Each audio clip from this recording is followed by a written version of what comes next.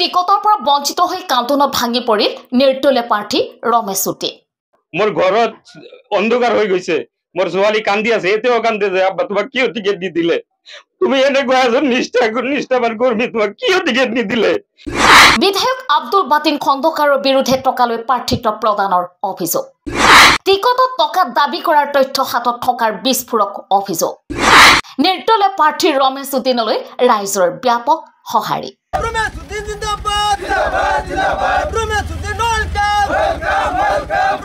বঙাইগাঁও জিলাৰ 11 নং কুকিলা জিলা পৰিষদৰ নিৰ্দলীয় প্ৰাৰ্থী ৰমেশ উদ্দিনে প্ৰচাৰ চলাই থকাৰ মাজতে ৰাইজে ব্যাপক সঁহাৰি দিয়া পৰিলক্ষিত হৈছে। উত্তৰ অভয়পুৰী সমষ্টিৰ বিধায়ক আব্দুল বাতিন খন্দকাৰে টকাৰ বিনিময়ত জিলা পৰিষদ আৰু আঞ্চলিক সদস্যৰ টিকট দিয়া বুলি বিস্ফোৰক মন্তব্য কৰে আৰু তেওঁৰ হাতত সকলো তথ্য মজুত আছে বুলি কয়। উত্তৰ অভয়পুৰী সমষ্টিৰ যুৱ কংগ্ৰেছৰ সভাপতি আব্দুল হাইয়ে সংবাদমেলত টিকট প্ৰদানৰ ক্ষেত্ৰত কোনো দুৰ্নীতি হোৱা নাই বুলি কোৱা কথাৰ প্ৰত্যাহ্বান জনাই আৰু ধনৰ লেনদেনৰ সকলো তথ্য ৰাজহুৱা কৰিব বুলি কয়। 25 লাখ টকাৰ বিনিময়ত জিলা পৰিষদৰ প্ৰাৰ্থিত্ব প্ৰদান কৰাৰ বাতৰি প্ৰকাশ হোৱাৰ পিছতে নিৰ্দলীয় প্ৰাৰ্থীৰ বিস্ফোৰক মন্তব্যই ব্যাপক চৰ্চিত হৈছে। 18 বছৰ কংগ্ৰেছৰ নিষ্ঠাবান কৰ্মী থকাৰ পিছতো বিধায়ক আব্দুল বাতিন খন্দকাৰে টিকটৰ পৰা বঞ্চিত কৰাত কান্দোনত ভাঙি পৰে। নিৰ্দলীয় প্ৰাৰ্থী হিচাপে প্ৰতিদ্বন্দ্বিতা কৰিলেও এতিয়াও কংগ্ৰেছী হৈ আছে আৰু বিধায়ক আব্দুল বাতিন খন্দকাৰৰ বিৰুদ্ধে তেওঁৰ নিৰ্বাচন বুলি কয়। টকা পইচা লেনদেন হৈছে, টকা নিদিয়াৰ কাৰণেতো আমাৰ টিকেটটো হোৱা নাই না। আৰু মোৰ ঘৰত বাতিন খন্দকাৰ ডাঙৰীয়াই আগুন লগাই দিছে। মোৰ ছোৱালী, মই ক'ব নোৱাৰো, ভাষাত ক'ব নোৱাৰো আপোনালোকক যি কাহিনী হৈছে। মোৰ ঘৰত অন্ধকাৰ হৈ গৈছে, মোৰ ছোৱালী কান্দি আছে, এতিয়াও কান্দে যে আব্বা তোমাক কিয় টিকেট নিদিলে, তুমি এনেকুৱা এজন নিষ্ঠাবান কৰ্মী, তোমাক কিয় টিকেট নিদিলে, তুমি নিৰ্বাচন খেলিবই লাগিব। সেইকাৰণে মই মোৰ ডাঙৰ ছোৱালীৰ কাৰণে মই নিৰ্বাচন খেলিবলৈ আহিছো।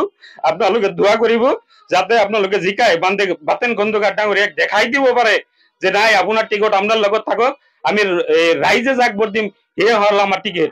গতিকে ৰাইজৰ ওচৰত মোৰ এইটোৱে আবেদন যে আপোনালোকৰ হাতত টিকেট আছে, আপোনালোকে ভোট দি বুজাই দিয়ক বাতিন খন্দকাৰক যে আপোনাৰ টিকেটৰ কোনো মূল্য নাই, টিকেটৰ মূল্য আমাৰ হাতত। এইখিনি দাবী মই ৰাইজৰ ওচৰত কৰজোৰে অনুৰোধ কৰি জনালো। মই এজন নিষ্ঠাবান কংগ্ৰেছ কৰ্মী হিচাপে। আপুনি ঠিকেই কৈছে, মই নিষ্ঠাবান এজন কংগ্ৰেছৰ কৰ্মী আছিলো। 2018 চনৰ পৰা মই যুৱ কংগ্ৰেছৰ সভাপতি হিচাপে 2023 লৈকে মই কাৰ্যকাল মোৰ শেষ কৰিছিলো, 5 বছৰ। আৰু 5 বছৰত মই কংগ্ৰেছৰ সংগঠনৰ কাম যিখিনি কৰিছিলো অলিয়ে গলিয়ে, মই যুৱ কংগ্ৰেছৰ এটা উত্থান বনাইছিলো মই এই উত্তৰ অভয়পুৰী সমষ্টিত। তেতিয়া মই 2021 চনত মই বিধায়কৰ টিকেটো বিচাৰিছিলো, কিন্তু পোৱা নাছিলো। আমাৰ বাতিন খন্দকাৰ ডাঙৰীয়াই পাইছিল। তথাপি আমি তাৰ লগত থাকি আমি বিধায়ক বনাইছিলো। আৰু এইবাৰ মোক মাতি নি জিলা পৰিষদৰ টিকেট দিম বুলি কৈ দিয়া নাই, মোৰ লগত গাদ্দাৰী কৰিছে। আৰু এই গাদ্দাৰীৰ ফল তেওঁ 2026ত পাব। আপোনালোকে চাই থাকক, আহি আছে। মোৰ টিকেট নিদিয়াৰ কাৰণে মই বহুত দুখ পাইছো মনত, আৰু কংগ্ৰেছ কৰ্মীয়ে দুখ পাইছে। সেইকাৰণে মই য'তেই যাই আছো মই ৰাইজৰ সঁহাৰি পাই আছো, আৰু আপোনালোকৰ দোৱা আশীৰ্বাদত মই 100% জিকিম। ৰাইজে যি সঁহাৰি দি আছে, মোৰ মনত এটা বিশ্বাস আহিছে যে মই 100% জিকিম। কংগ্ৰেছৰ টিকেট বহুত পিছত পৰি থাকিব। বালাৰচৰত মই 80% ভোট পাম। আপোনালোকে চাই থাকক, লিখি ৰাখক, আজিৰ এই বাইটটো ৰাখি থব। মই ইলেকশ্যন নিৰ্বাচন হোৱাৰ পিছত মই আপোনালোকক আকৌ আপোনালোকৰ লগত লগ কৰিম। মই 80% বালাৰচৰত ভোট পাম, মই গ্যাৰাণ্টি দি গলো। এইটো মিছা কথা, টকাৰ কাৰণে স্বভাৱ জানাই। টকা থাকিলেতো মোৰ টিকেটে ভাল হয়।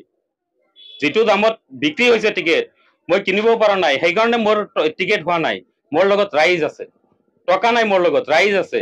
আৰু ৰাইজৰ এই সঁহাৰি দেখি বাকী কেণ্ডিডেট বিলাকে ডিচিশ্যন নিছে যে আমি কংগ্ৰেছৰ এগেইনষ্টত নহয়, কিন্তু আমি বাতিন খন্দকাৰৰ এগেইনষ্টত, আমি কিন্তু কংগ্ৰেছৰ এগেইনষ্টত নহয়। আমি কংগ্ৰেছতে আছো, এতিয়া কংগ্ৰেছতে থাকিম ভৱিষ্যতত, কিন্তু বাতিন খন্দকাৰৰ এগেইনষ্টত যি ময়মতালি আৰম্ভ কৰিছে টিকেটৰ ক্ষেত্ৰত, কাউন্সিলৰৰ ক্ষেত্ৰত, আৰু যি কৈছে কালি মণ্ডল প্ৰেচিডেণ্ট বিলাকে, যদি আমি মুখ খোলো না সিহঁতে থাকিব নোৱাৰিব। মোৰ হাতত প্ৰুফ আছে পইচা লোৱা বুলি, মোৰ হাতত প্ৰুফ আছে। বাকীখিনি নকলো, আৰু বাকী কি আলোচনা হৈছে চব মোৰ হাতত প্ৰুফ আছে। মই কালি যে প্ৰাক্তন যুৱ কংগ্ৰেছৰ সভাপতি আব্দুল হাই ডাঙৰীয়াই প্ৰেছ মিটত কৈছে যে কোনো ধনৰ লেনদেন হোৱা নাই, যদি প্ৰুফ লাগে তাক মোৰ লগত যোগাযোগ কৰিব দিছো। মই আজি আপোনালোকৰ থ্ৰু দি কৈছো, মই মোৰ লগত যোগাযোগ কৰিব, মই প্ৰুফ দি দিম কিমান টকা দৰদাম হৈছিল টিকেটৰ, যদি তাৰ প্ৰুফ লাগে। আৰু যি যিবিলাক ভাষা কৈছে আমি সেইবিলাক ভাষা ক'ব নোৱাৰো গতিকে ৰাইজে বিচাৰ কৰিব ৰাইজৰ ওচৰত আমি এৰি দিছো আমি নিৰ্দলীয় প্ৰাৰ্থী হৈছো ৰাইজে বিবেক বিবেচনা কৰিব ৰাইজৰ ওচৰত এৰি দিছো আমি চাওক কালিতো লাষ্ট পাইছো আমি যিজন ল'ৰাই প্ৰেছ মিট দিছে সেইটো দিব লাগে ব্লক প্ৰেচিডেণ্ট নাইবা ডিষ্ট্ৰিক্ট প্ৰেচিডেণ্ট নাইবা বিধায়ক মহোদয় সৰু এটা বাচ্চা ল'ৰা তাক মই যুৱ কংগ্ৰেছৰ সভাপতি বনাইছো তাৰ এই MLA ৰ এগেইনষ্টত যাই মই তাক সভাপতি বনাইছো পকেটৰ পইচা খৰচ কৰি লাজ থাকিব লাগে যে এটা সৰু বাচ্চা ল'ৰা দি এটা প্ৰেছ মিট দি দিলে আমি লাজ পাইছো আৰু যিজন মণ্ডল প্ৰেচিডেণ্ট আতৱাৰ হুছেইন মণ্ডল এইটো এটা দালাল ডাইৰেক্ট দালালি কৰি খায় তাৰ কি ইনকাম আছে আমি জানো কৰ পৰা পইচা লৈছে কাৰ পৰা পইচা লৈছে যদি প্ৰুফ লাগে আমাৰ লগত যোগাযোগ কৰিব আমি প্ৰুফ দি দিম